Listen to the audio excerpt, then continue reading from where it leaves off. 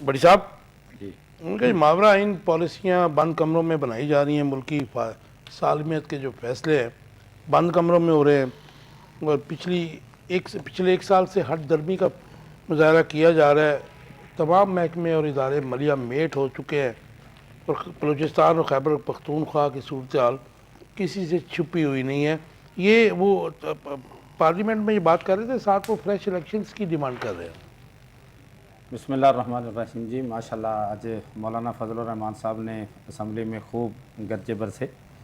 उन्होंने अपनी मौजूदगी का एहसास दिलाया और ये भी कहा कि यार हम भी हैं, कि बात उनकी सही है कि जब मौलाना साहब से कोई काम होता है तो कभी पीटीआई पहुंच जाती है, कभी पीपल्स पार्टी पहुंच जाती है, कभी नून लीग और मौलाना साहब बड़े बड़े शरीफ आदमी हैं अच्छा। बेचारे। तो कोई कोई उनका पुरसाने हाल नहीं, कोई सीट नहीं, कोई कुछ नहीं। देखो जी, कश्मीर हाउस पे वो जो उनके मिनिस्टर थे, बड़ा कब्ज़ा किया हुआ था कश्मीर हाउस को, संभाल के रखा हुआ था, और वो चाहते थे कि ये कम से कम ये तो खाली ना हो।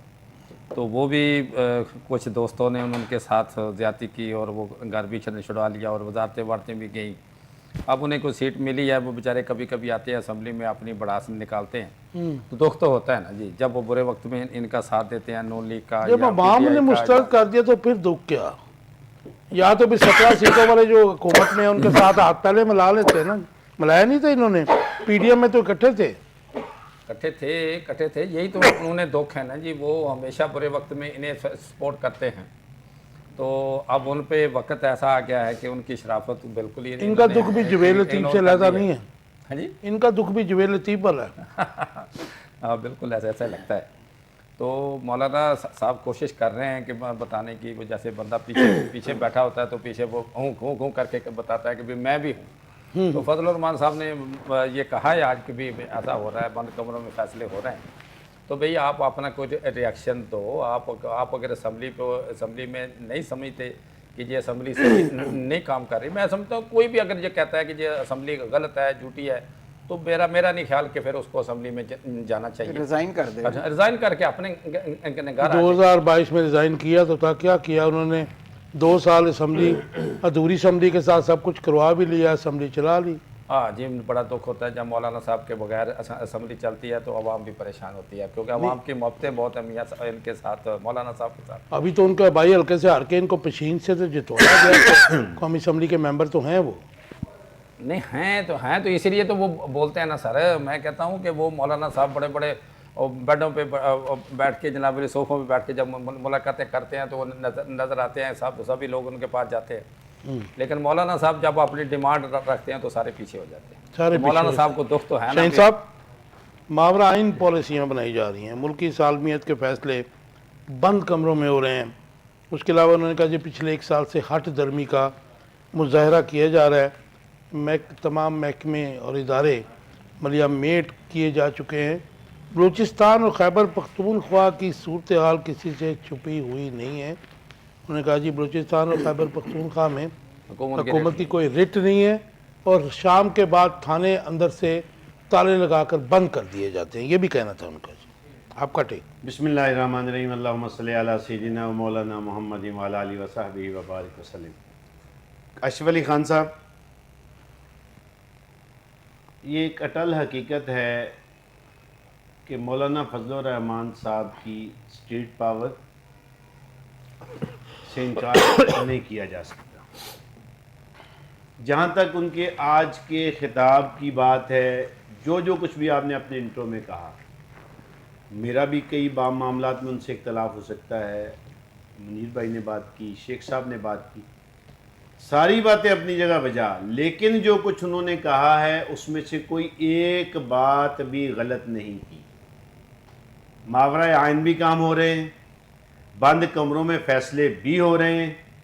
उन्होंने एक साल कहकर अपने उस किरदार को माइनस करने की कोशिश की। मैं कहता हूं कि पीडीएम 1 और पीडीएम 2 में भी वही हो रहा था जो आज हो रहा है, जिसका बाकायदा तौर पे और बेकायदा तौर पे ये पार्ट एंड पार्सल थे।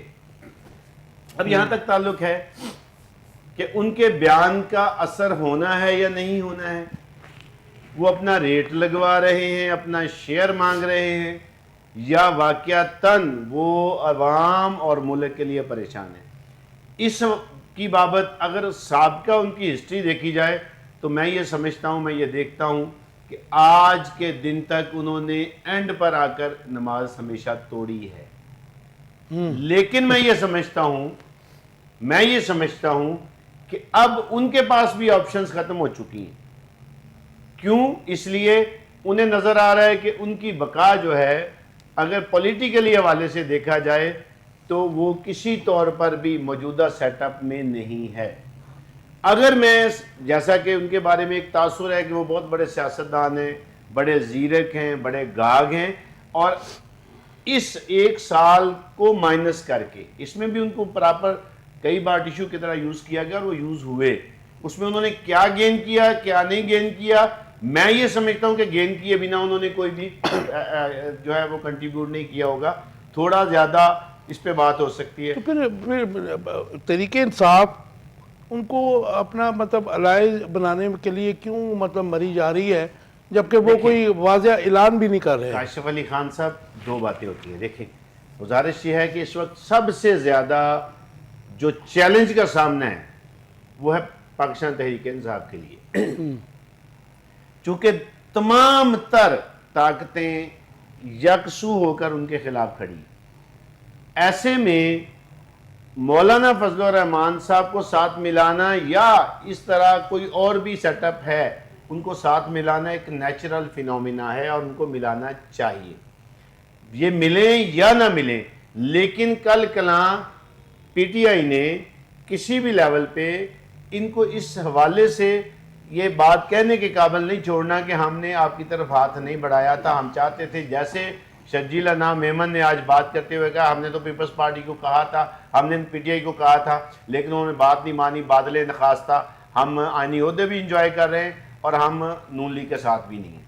लेकिन शाहीन साहब 26वें आईनी तरमीम पे ज़्यादा जोर जो लगाया वो बिलावल जरदारी ने लगाया, फिर वो किस मुंह से आज ये बात करते हैं? मैं वही अर्ज कर रहा हूँ ना, उनका मुंह तो वही है बिलावल जरदारी भुट्टो वाला। वो बिलावल जरदारी भुट्टो वाला मुंह है, जिसकी सेल्फी की भी बड़ी जो है वो दास्तानें मशहूर हैं। काशिफ अली खान साहब, यही तो अलमिया है कि वो कहते हैं ना कि